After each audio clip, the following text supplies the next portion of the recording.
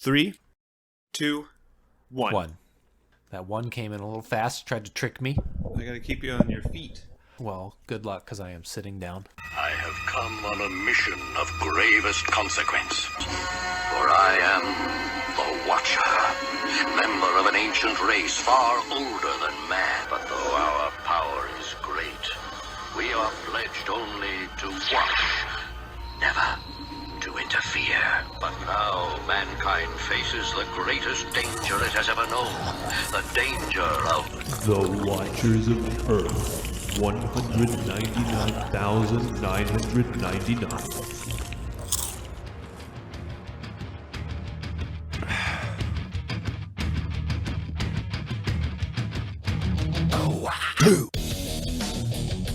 Welcome to the Watchers of Earth 199,999. I am your host, Andrew, and joining me, as always, is my co-host, Seth. I'm hungry like the wolf. Our third co-host, Joe, couldn't be here today because he was killed before we got to form our podcasting team, and our fourth co-host, Uatu, is here, but he has sworn only to watch and never interfere. I thought you were going to say Uatu is also here, or is here, but was also killed. He was also killed, but he's here, decomposing in the corner.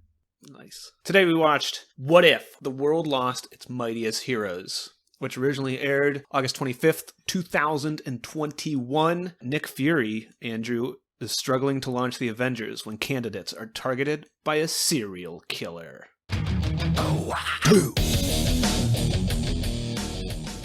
So, Andrew, in a sentence or less, what did I think? This was better than the other two, but it still just kind of goes in one ear and out the other. I was thinking today with this, I mean, I know What If is kind of like fan fiction anyways, but I think because they can't get everybody, and so some of the voices are a little off and things like that. Mark Ruffalo is in this, but he sounds like he's doing it in a broom closet, and they have the microphone on the other side of the door. Not Scarlett Johansson Black Widow was bothering me the Yes. whole episode. But it feels like, especially because it's animated, granted it's animated very well, but it feels like, I think of Star Wars fan films and this whole thing where it's like, I'm also making things in this universe, and that's what these feel like. And I don't know if that's a knock on Marvel Studios, I don't know if that's a praise on fan fiction and things like that, because I don't think it's produced poorly. You know, I'm not commenting on the quality, I'm just kind of commenting on, as someone who watches this, I'm just like, what is the point? And again, this is all pessimism for me, and it's all just like, the point is people eat this shit up. Yeah, I mean, I don't disagree with the fan fiction thing. I think that's a little unfair. I mean, that's what If is. But it is. You're not wrong. This not is just the fan show. fiction. I mean, What If as the idea in the comics too. And I feel like a lot of these episodes, especially like we said about the first two are very much fan fiction written by fans, but it's official fan fiction. It's like, as good as Ultimate Spider-Man is, Brian Michael Bendis's Ultimate Spider-Man, for a good portion of it, is just Spider-Man fan fiction from someone who absolutely loves Spider-Man. And there are a couple things that it reaches at certain points where you're just like, it's a little too on the nose. It's a little too, the whole for stuff lack of a better word, fan fiction-y. I don't think this one really, I will say this is my favorite of these as I remember them. I think, and it wasn't bad. I want to get that out of the way. while it is very much like, I'll be complaining about a lot of these where it's just like, it's the movie, but then this one is more like it uses the movies to do something. I think it's a different plot. It tells a story. It's a story that I have some questions on, and they're all like super nitpicky to the point of being unfair, but I'm going to get into them later anyway. But like, I think it's fun. I think it utilizes this movie universe to do something interesting, even though what it does is honestly not that much. It's basically just like, here's the movies, but what if each movie went wrong in the same way? But I think this one, I like this one. I think this one's fun, but you're not wrong in your fan fiction comment, and you're not wrong in that, like, the point is, part of me wants to say, like, kind of like I said with WandaVision when you were like, it doesn't matter. And I'm like, you're right, it doesn't. And the point in the end, its ultimate achievement is Wanda now does magic, even though I don't think that's the point of the show. I think the point of the show was, we want to do this weird sitcom thing. But in the end, the sitcom thing isn't important. It's just kind of what allows the show to be interesting. And I feel like this is kind of like, what is the point? And right now the point is just, at this point, the point of What If is fans will eat this shit up. It's easy money. It's also playing in the multiverse stuff, which is the new big thing. Loki started the multiverse, and the next 7 movies all involve the multiverse, because the Ant-Man and Wasp movie involves the multiverse in some capacity. Spider-Man involves the multiverse, and Doctor Strange it's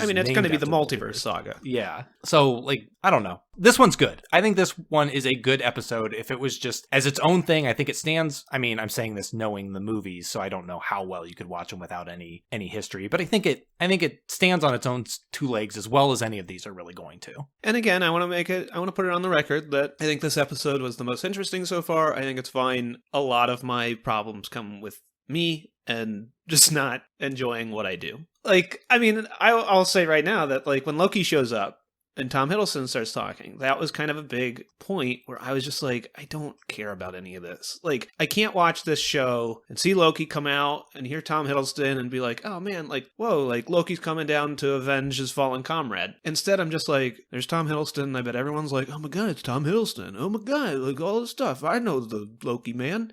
That's the only way I can watch it.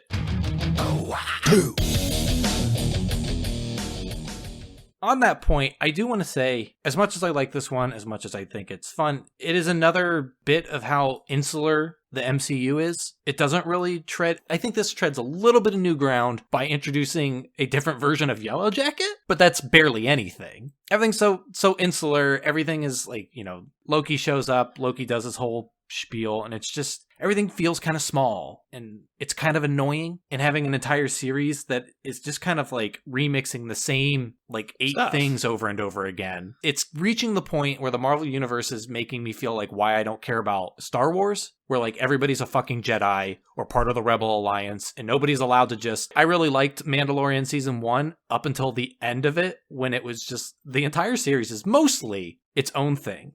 Granted, very, very early on, it does introduce the Force and stuff, but it's mostly kind of its own thing. But by the end, it's just full on circle jerk. And it's annoying. It's annoying that there's no ability for something to just kind of exist. And the ones that do stuff like that die. I mean, there's Runaways, which technically took place in the Marvel Universe. No one even remembers that show. We talked at length, so I don't know if we need to really get into it too much here after the last episode, so I assume you put that in and people have already heard it, about how it is the problem with an extended or with a cinematic universe in which this stuff might hit a lot better if I didn't watch, and I didn't, if I didn't watch it for 10 years. I don't need to watch 30 movies of a series. With comics, I have tried multiple times to sit down and read the entire Cosmic Marvel from I don't know when it was, 2004 to 2008 or something like that. All the Annihilation crap and Reign of Kings and stuff like that. And I have bummed out at different points at different times, but it's something that with Marvel Comics, I think there's so many on the stands each month that I'm sure Marvel would love it, but there's not really a nagging feeling to read everything. Even, at least for me, and I know you, events and tie-in books. Reading an event, you don't really need the tie-in books. But I think there's something with my brain with movies, and I mean, granted, we're doing this, but even if we weren't, I think there's something with my brain with movies where, because it's not 10, 15 books coming out a month, and it's 2 movies coming out a year, it's doable. But it's the same kind of nauseating feeling with the movies. I mean, like we said, or like I was bringing up last time, where I'm fine watching a below par Jurassic Park movie because I get one every 3 years. And I'll still excitedly go and be I got to see dinosaurs. But with an extended universe, it's just, I don't know if it just asks too much of me or what. And with TV shows and, other kind of sequential storytelling, I just read through all of Naruto. And manga is a little different because it's a continuous story. It doesn't really go into different areas like American comics do. And with TV shows, you kind of have those seasons to break things up. You'll get 8-hour-long episodes for 2-3 months, and then you won't get anything for another year. But with these movies, there's just something about it that is exhausting and makes it so I can't necessarily look past it as just a huge part of the zeitgeist. I don't know if that makes me sound kind of holier than thou. I don't know if that makes me sound like I liked it before it was cool, but it's just something that it's not, and I think we mentioned this last time too. I mean, they're blockbusters. And kind of the big thing that I've been reading, and I assume you have too, is that because like the fall or the rise of streaming and the fall of DVDs made it so that there's no, like, movies can't make money on DVD sales. And so everything has to be, there's less risks taken with movies. Those are all the articles I've been reading.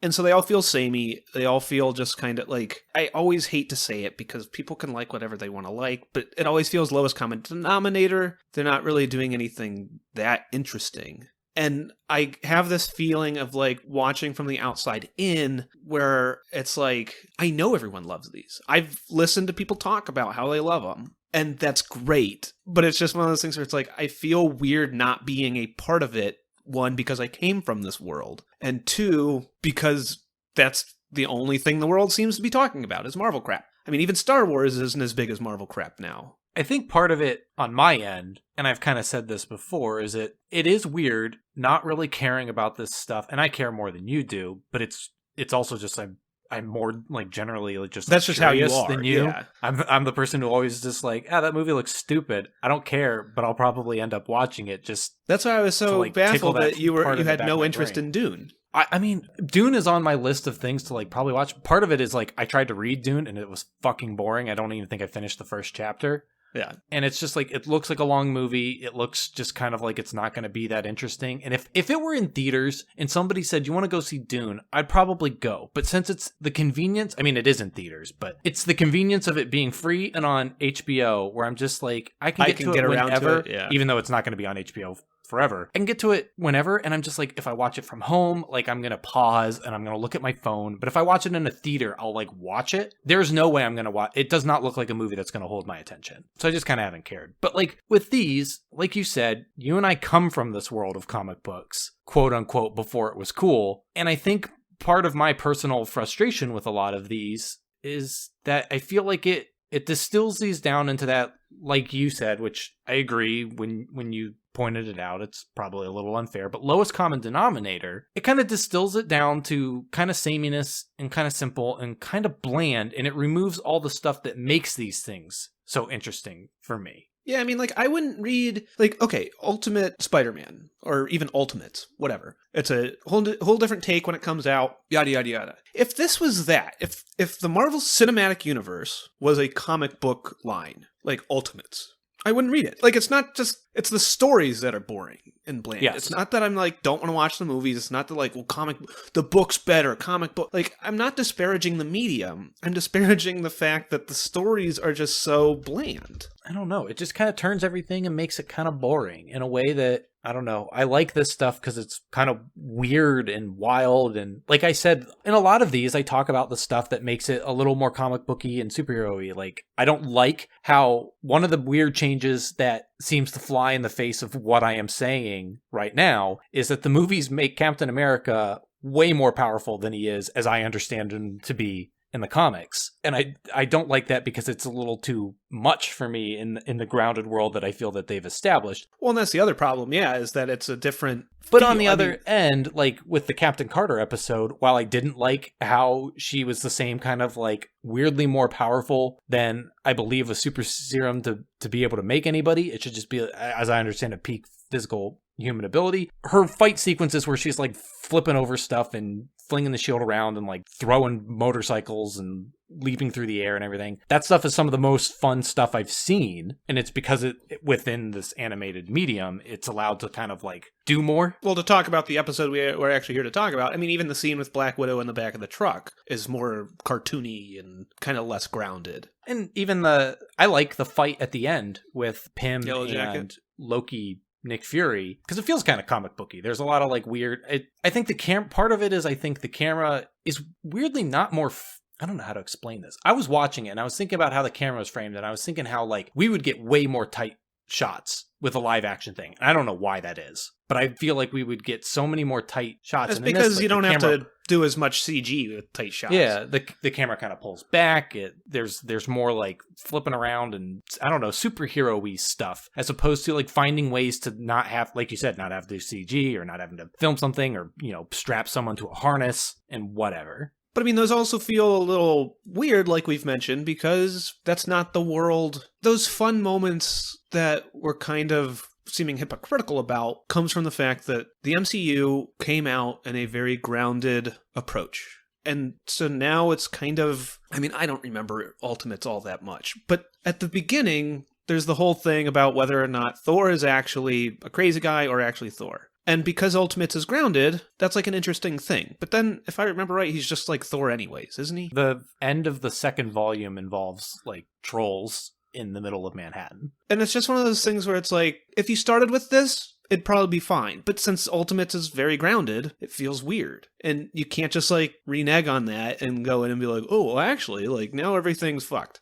It's the same thing about like, it's the argument I hate, which honestly I haven't heard in a long, long time, where it's just like, if Superman, can fly around the world and reverse time and all that stuff, but if Lex Luthor, just without any augmentations, can stop like a moving train, and you bring up a complaint, and then there are some people, and that's an egregious example, but there's some people that would sit there and be like, "What are you complaining about? It's a thing about a cartoon superhero. He can do whatever." Well, there's rules to this world. You gotta have rules. I've been watching The Haunting of Bly Manor, and it's interesting because it is something that kind of frustrates me, because it establishes its rules with its ghosts, and then it like kind of wiggles around those rules, and it keeps like finding ways to like still technically adhere to the rules, I guess, but like certain things break the rules, and then it points it out, but it doesn't explain why it's doing that, and it's supposed to be like, I'm lampshading it and that's good enough, and it's like,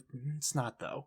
Like, you either have rules or you don't. You can't lampshade for carte blanche on doing whatever you want. Yeah. And so that's where like some of this stuff is kind of feeling, where it just like starts going like, and again, this episode is pretty tame, but I think if this was like if this was a very, very early piece of Marvel Cinematic Universe, you can get away with this stuff. You can get away with Captain Carter flipping cars and doing all that crap. Here, it just, I hesitate to say too little too late, because it doesn't belong. Too much too late. It doesn't belong here anymore. If you remake, I guess they're making Ironheart, but like, if you remake Iron Man 1, and he's like a cartoon man, and he can just kind of do whatever, and it's not about like a military thing, and it's not about all that stuff, and instead it's about like space lasers, and he flies to Mars and stuff, like, it's too late. You can't get away with this. You decided to ground your world too much, and now you gotta reap what you sow. But anyways, do you remember when Black Widow kills Iron Man? And I thought that's where this episode was going to go, and they were just going to like Final Destination the shit out of it. That's Wait, so you thought it was going to be Black Widow is murdering everybody? No, I did not take it as a like, we've been compromised. I took it as they were just like, the universe said no Avengers, and well, like, I don't know. How do they know? It's not like they tested this stuff. This isn't fucking Moderna. They brew this thing in some backlot in S.H.I.E.L.D. and then just haphazardly stick it into Tony Stark's neck, and they're like, oh, I guess that wasn't great. It just seemed like a weird thing. I just thought that, I was like, are they really just gonna go around, especially since it kind of hard cuts to like Tuesday? I was like, are they just gonna like go around and like accidentally kill everybody? Which was way more exciting. That would have been that. Now that you say that, that sounds way better. Not like better. That sounds like way more like fun in a different type of movie, where it's just like everybody accidentally dies in different ways. I don't like how when Natasha kills them, she's immediately taken into custody, and I believe like, okay, maybe that would happen, but it feels a little extreme. Especially since I wasn't on board with this plot yet. Well, and then when Clint does it too, like when Clint accidentally lets loose an arrow, they're just like, all right, take him in. He murdered this guy. And it's like, okay, but you did tell him to like aim an arrow at him. And even if it like did accidentally slip, I don't think that's like throwing him in the brig kind of That's what reaction. With the Black Widow, Nick Fury stuff. They kill Tony, and then Black Widow's like talking to Nick, and he's like, this is all just S.H.I.E.L.D. Like, we gotta lock you up, yada, yada, yada. And I was like, you were there. Like, you were a part of this. Especially, like I said, I was not on board or knowing, I didn't realize that they were doing like a thing where like, we've been compromised and sabotaged. I was just like, you gave her the drug to administer it. It's not like she just showed up. And he's like, whoa, what are you doing here, Black Widow? What'd you do? Stop it. I was just like, why isn't Nick vouching for her? And like, I mean, not that he's gonna go and be like, yep, we killed Tony Stark. But like, he was in on it. He like threw her under the bus. It's all to give it a little bit of intrigue, I guess, because I guess part of it is because it's not the movie you thought it was, and instead it was a whodunit, and so that's to cast doubt on her. Yeah. Which I guess, like, as a whodunit, I know multiple times the show is like, oh, it's Black Widow, like when she goes to Betsy Ross. But like, I never once thought it was I Black feel like Widow. the show made it very clear it was not her. Yeah.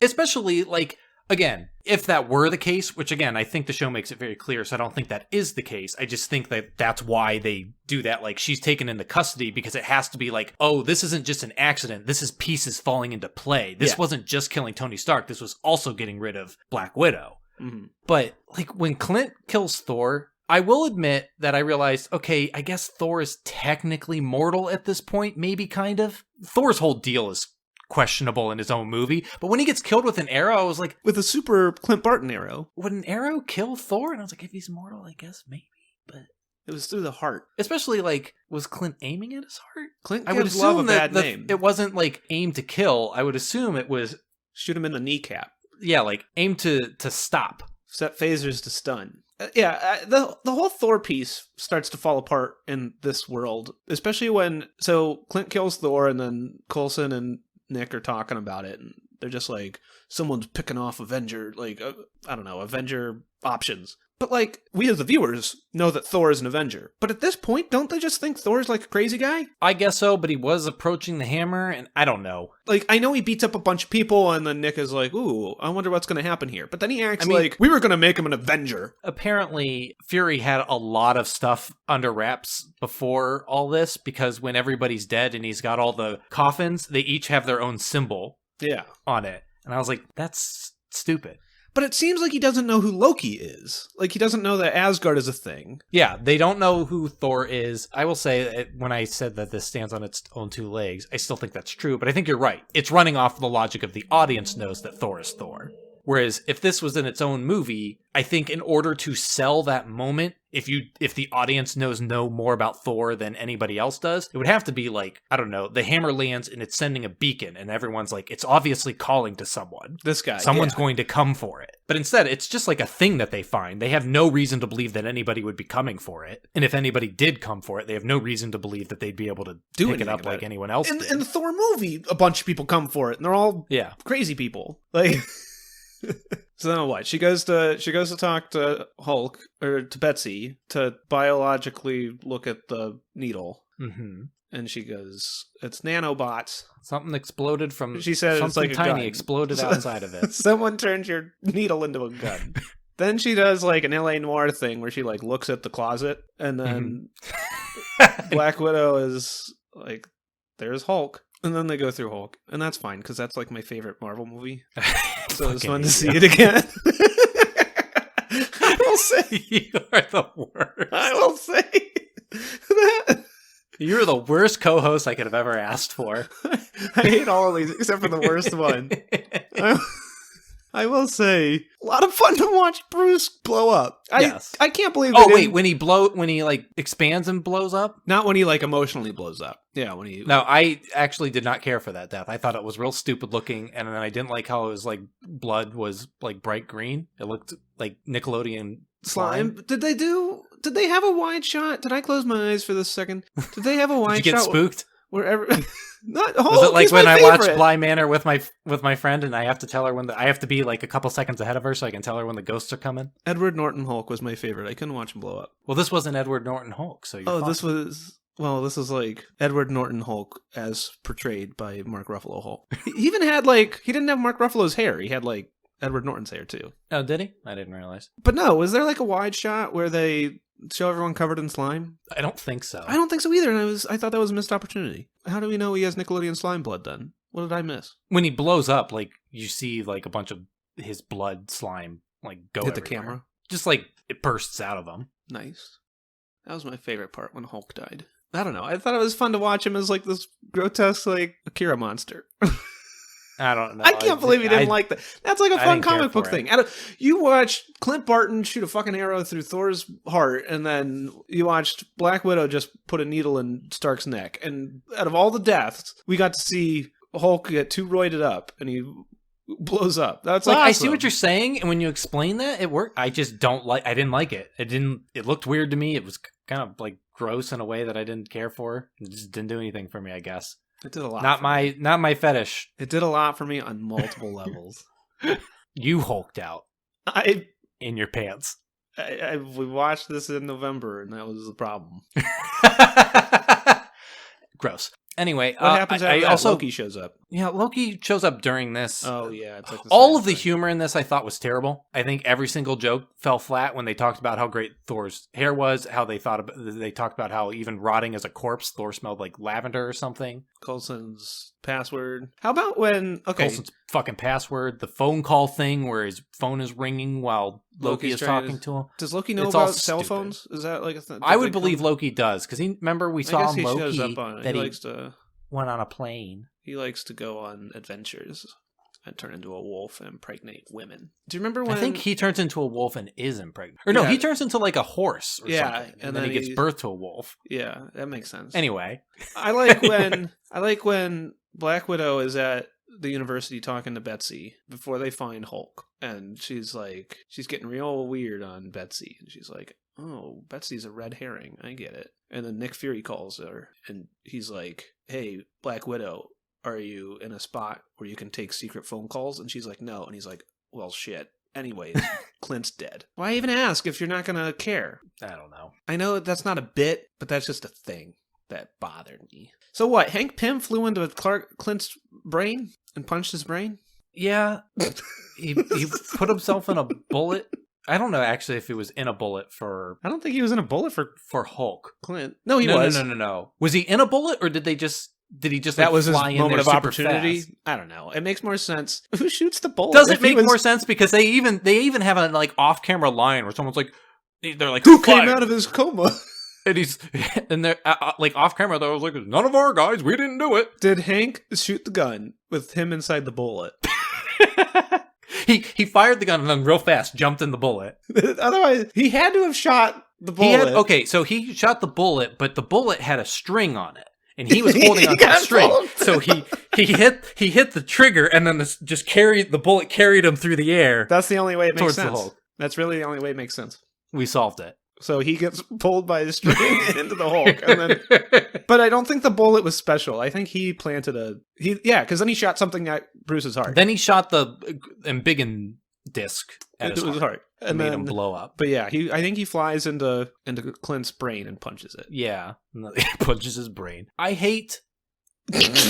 Me too, man. Me too. I really hated the reveal bit when Black Widow is fighting Hank, but we can't see him. We can't see anything. We can't see anything. She just keeps getting like slammed into a bookcase and into the ceiling over and over again. And then her phone is like dialing Nick, and then she like goes up to the phone, like she like as the phone like finally connects and leaves a voicemail, she's like, "Hope!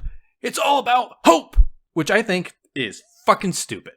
It's one of those things that in movies and TV, when somebody has to say something, but you still want to have your intrigue. Like someone has the answer. You but can't you still ruin it wanna and have Black Widow say, Hank Pym's behind it all. So instead it's hope, which is conveniently not only a name, but a word. It's stupid. One, because, I mean, I guess, I don't know. As soon as she said that, I was like, Hope Van Dyne. Because it's such an awkward line. I didn't, because I forget all these movies. It felt like a waste, but it was just something that was so stupid that that was what she chose to say, and it was made even dumber when Nick goes to his truck, and then he pulls out Captain Marvel's little beeper, and he's like, all we have is hope, and then he goes, hope, and then he grins and is like, Natasha, or something. He says like something about Black Widow where he's like, oh, you're so clever giving me this hint, and it's like, she didn't need to give you a hint, she could have just told you the fucking answer. This is stupid. She's not clever. She was wasting your time. Wasting everybody's time. Would you have liked Probably. if this was, they like handle everybody dying, and then Nick needs to put together like the B team? Yeah, I was kind of hoping that would happen. Kind of like I said with last episode, where I wished we got a what if version of the Guardians that was just like completely random alien people. And technically we get that, but Not it's the real boring. way. Not in a good way. Not in a fun way. In a monkey's paw way. It would have been fun if it was like, okay, who are the characters we get? The problem is this is the MCU, so your options are extremely limited. In fact, your options are nothing, actually. Like, you don't have any other options. You have defrosting Captain America, calling Captain Marvel, and that's it. No one else exists. Peter Parker's not running around. You can't call Ant-Man because he's the villain of the piece. But you can do whatever you want, kind of. Like, you can just... Can you, though? I mean, technically you can. Like, I mean, I know, technically, yeah, but because... when you Lois sit down Conrad- and do this, you can. But when you're making this within the Marvel Universe, you kind of can't. You can't do anything. You could call Doctor Strange, I guess, but your options are very limited. There aren't really any characters, especially because everybody exists after everybody else. Like, there's no one else really functioning at the time. You could pull in some other B-lister, or like you said, technically they could go into the comics backlog and pick somebody, but they're not going to do that because they want to save them for their appearance in their own movie, because anybody can be a Groot. Mm-hmm. Anybody can be a Drax. Anybody can be a no-name nobody who is suddenly the next fan favorite. So even the dumbest character in the world can't be wasted on something like this. That's fair. So you're limited to what exists within the Marvel Universe, and that's pretty much nobody. And it's just, I don't know, it's the worst. Kind of frustrating. Yeah, I had something, like, as I was saying that, I had a second thought, and it has completely left my brain. That's okay. I have no idea what it was. So Loki dresses up as Nick Fury and fights Hank, which I liked, but I have a problem with this fight scene only because it is kind of boring that they don't trade blows. I knew something was up because Hank goes small and yada yada yada, but it's like, oh, that doesn't matter because Nick Fury, like, he just like swats him. I don't like how much Hank talks during this bit. Like, he keeps, like, every time something happens, he's like, oh, you're pretty spry for a young guy with a corner desk. And then he's like, you're dodging everything. Because it's how are there so many of you? Did you write that? Oh, you're so big. He's dodging everything. It's the Marvel Universe. Got to make quips. Gotta be. It's not even quips. He's just like explaining everything so that the audience is very clear that it's weird that Nick Fury can do this. They need to know. It's so that when it's strange. It's so that when you walk out of the room while it's still playing, you know what's going on. I wish. Okay, I don't understand Hank. I know he's like, oh, how about the Watcher says that they killed Tony Stark and that's where all this comes from? But like 20 years earlier, Hope joins the Avengers. That was the thought that I had that I forgot. So this is my thing. I don't understand this divergence, and any of them. I'm going to say this is the nitpickiest nitpick I could ever have. I don't understand this divergence because apparently the divergence isn't even that Hope died, because Hope was, as far as I remember, never a SHIELD agent in the main MCU. So the divergence somewhere occurred even before that allowed her to become a SHIELD agent like her parents were. Yeah, which then caused her to die. And then the whole point of What If is that any small event can cause a ripple. That's the whole point of Loki, is that any small divergence But this can is cause just a like, ripple. here's a completely different thing. There's a whole thing, like a whole separate event that happens for multiple characters' histories that affects absolutely nothing until decades down the line. This is like, the divergence is Tony Stark was killed. But this is also the universe where Tony Stark was able to revive himself in the afterlife. And he also gets a superpowered dog. And it's like, okay, but like, that's more of a divergent than him being killed. Like I said, it's a nitpick. Oh, I don't think it's a nitpick, Andrew. Oh, it is. But I do not think. I think this is. I'm going to say it. I think this is bad writing. I think this is bad writing. I don't know if it's AC Bradley and Matthew Chauncey. I think it's bad. And I think the direction by Brian Andrews is all right. But he should have stopped AC Bradley and Matthew Chauncey from making that big of a divergence. He could have stopped them. Well, this is the divergence of our timeline from the normal timeline. Watcher, take me to where Brian Andrews tells AC Bradley and Matthew Chauncey that, hey, it's okay. When he's in the middle of a ham sandwich and they say, here's our script, and he just looks up, wipes some mustard off of his chin, and then says, that's fine. Whatever. Also, then he shoots energy from his hands because he was an alien in that one. That was... I mean, all of them have done this. I agree. They're all like, but oh, what if this small little thing rippled into a different story? And then they're like, also, just don't worry about the giant man behind the curtain. True. But I think the other ones are definitively, like, while there may be other changes elsewhere, most of these are definitively like, this is the one event that changes things. And that's everything is more or less the same up until this point. And I guess you could argue that in this one, everything is more or less the same except for a major story point. Hope being an agent and then dying. But everything's more or less the same. But it's just like, I don't know, if anything, at least anything involving these insular, incestuous characters. Ew. I mean, the Marvel Universe is as incestuous as it gets without fucking cousins. I'm just saying, like, everything is, like, connected and but feeding not like into a weird each other. family sex way. I chose the wrong word. You always do, man. And I just pick it up. Hey, okay, so Hank is mad that Nick Fury went up to Hope and was like, hey, Hope, your mom was in S.H.I.E.L.D., you should be too. And she was like, yeah. And then she died. And then Hank was like, oh, I hate Nick Fury. I'm going to kill everyone else. Like, his plan's stupid, right? His plan is Why would he kill like Tony blind Stark? revenge. His plan is blind revenge, and even like there's a thing where like Loki, Nick Fury is like, your plan is stupid. It doesn't make any sense. Why take out all these other people? It's because he doesn't want people to be a part of S.H.I.E.L.D., but it's dumb. And I think it's also supposed to be like, I'm going to take everybody from you like you took my wife and daughter from me, Nick Fury. I'm just saying it's a little loose, Hank. It is definitely loose, but I think like I understand his like crazy person, but he is also like full on like a crazy person. He has the bags in He's his not even eyes. like, I've got revenge on my mind. He is like, I am completely unhinged at this point. Yeah, But I did take the time to make a brand new suit. He has bags under his eyes and his hair's all funky, and he might be losing teeth. Maybe. So he's crazy. But Loki helps defeat him, and then Loki's like, I'm going to stay on Earth and take it over, and now there are no heroes to stop me like they did in the Avengers movie. Except for Captain Marvel. And also now I have the entirety of Asgard behind me because they'll just do that because Odin's asleep. But Odin, in the original Thor movie, Odin is asleep, but he does wake up by the end. But in this, Odin doesn't wake up and say, hey. No, but Thor's not around. Thor's dead, so you gotta give Loki the... No, I get that, but isn't Odin going to wake up and be like, okay, you're not king anymore, just like Thor was not king. He's in all sleep. When I woke up. All sleep. Yeah, but mode. he wakes... Well, this is the divergence. Because Hope Van Dyne died because Tony Stark died, now No, Odin can't wake up. Nick Fury told Hope to join S.H.I.E.L.D., and Odin never existed. Odin does exist. They do make mention of him. That doesn't mean he existed. That could just be his last name. Thor Odinson. Loki Odinson. No, but they do specifically speak of Odin. Well, maybe he's a different Odin. Maybe he didn't give Right. birth to Loki and Thor. Maybe he's just like a dude. Just a dude at Asgard? They're just like, yeah, Odin, that's there. I love Odin. He was in my frat. Anyway, well, they refer to him specifically as the king of Asgard. So if you want to find a ways to argue your I'll point, be go good. for it. Otherwise, we can move on. AC Chauncey got me. So Fury's like, I'm going to find more heroes by getting Captain Rogers and Steve Captain Marvel. Danvers. That one wasn't as good as the end of the last episode where they're just like, also, Ego destroys the world.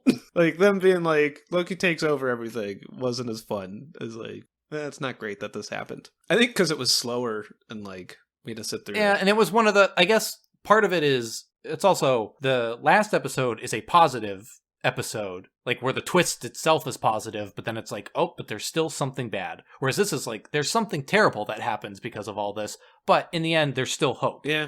of a new team. Hope, I get it! Oh my Her gosh! name!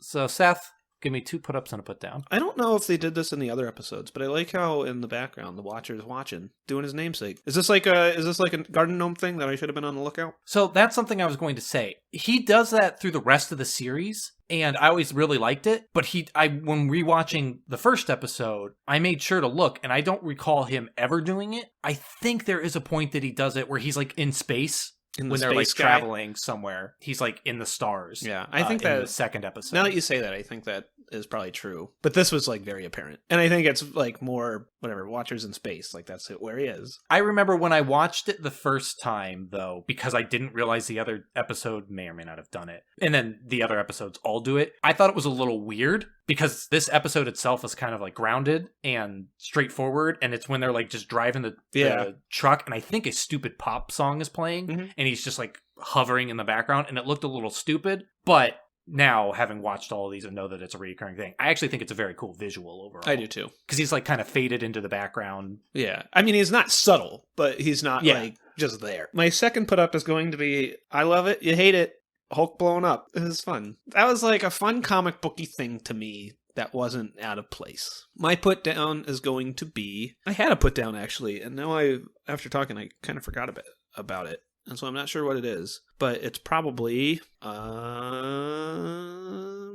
Thor stuff. Kind of the whole scene, because it doesn't really make sense without the audience knowing that like Thor is a thing, and it seems kind of quick to be like, this crazy guy was going to be an Avenger, and like we gotta print out his coffin cover, and I can't believe they could do that to someone that we just met. But it also, To be fair, like I still think your argument against the scene works, but once he is dead, they do say that they analyze his blood and he's like 1,000 years old and not from Earth. yeah, and he would have been the perfect S.H.I.E.L.D. agent. And they're like, I'm just saying, like, no, I know. They know he's not a crazy guy. But in the moment, they do not know that. But even afterwards, they're just like, dead. I don't know. It seems weird to just like posthumously be like, he was going to be an Avenger. Yeah, Like, that's true. Still, yeah, with the coffin thing and this stupid yeah, like screen printed symbol and everything, it's a little dumb. Plus, it also gives way with like, I hated all the Coulson jokes with like, oh, his hair and the lavender. And, That stuff is the worst. It's just the worst. Okay, Andrew, now you. My first put up is going to be, I think the two like little action fight beats are good. Natasha fighting a bunch of guys in the truck and Hulk fighting a bunch of guys with trucks. the Yellow Jacket Nick Fury Loki fight is fun. Up until it gets like super Loki and he like appears everywhere. And he's in the sky. And So, it's like, a little much for me. But 3/4 of it. yeah, pretty much. My second put up, I was also going to say Uatu in the background, but since it's also just like something that's in everything that once we go forward, I'm going to say, I think the story itself is fine. Like I said, the logic of a bunch of little bits, and like I said, the nitpick of what the actual like pivot point is a problem. But I think the whodunit, someone's murdering the Avengers before they can be Avengers, I think is a fun plot. I think this episode itself is fun. I think there are more fun ways they could have done it. And I think it is really hindered by being the MCU as opposed to the entire Marvel Comics universe or something a little more free, because I feel like there are a lot of restrictions. The big problem with What If is I feel like there's a lot of restrictions just by the nature of being the MCU, not even the nature of being like owned by Disney or anything, just the fact that it exists within a universe that has its own rules and limits, and those limits are kind of imposed everywhere, whether everybody realizes it or not. But I think the plot itself is fun. My put down, despite turning that second put up into a bit of a put down, is going to be the Hope bit. That is fucking stupid. I hate it. It's dumb. And I think it's made even worse when Nick Fury goes to his car and then he's like, oh, Natasha, you wily little devil, you gave me just the clue I needed.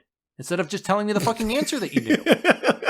Well, okay, to be fair, if you're going to be fair me, I'm going to be fair you. Nick Fury did not know Natasha was staring Hank Pym in the face. No, sure. I'm saying like his little like crack a smile, like she gave him a hint, like she had to secretly give him information or else Hank would stop her. That's my problem with him cracking a smile. Not the fact that he would know that she knew the answer. It was just the fact that that really sold home how the show thought it was being clever by having her say. AC Bradley and Matthew Chauncey thought they were being clever by having her say, hope, it's hope. And they wanted you to know that it was a clever thing by having Nick Fury grin when he gets into his car or smirk or whatever. That was fan fiction for them.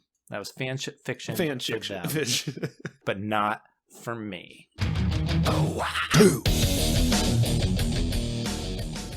Thanks for hanging out with us. If you like this, tell a friend. If you didn't, then lie to a friend. Check us out on Twitter at SoHowAbout. You can find me on Twitter at SethKumpf. You can find Andrew on Twitter at TessuDownist. And subscribe to us on YouTube at SoHowAbout. And join us next time when we do this once more with Interference. Watcher.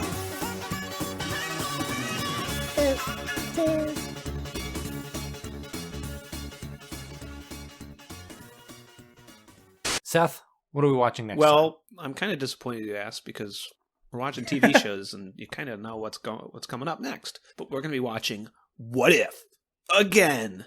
But this time, Doctor Strange loses his heart instead of his hands. And not hands as in a little German boy, but hands with a D, like Manos. Also, he loses his heart.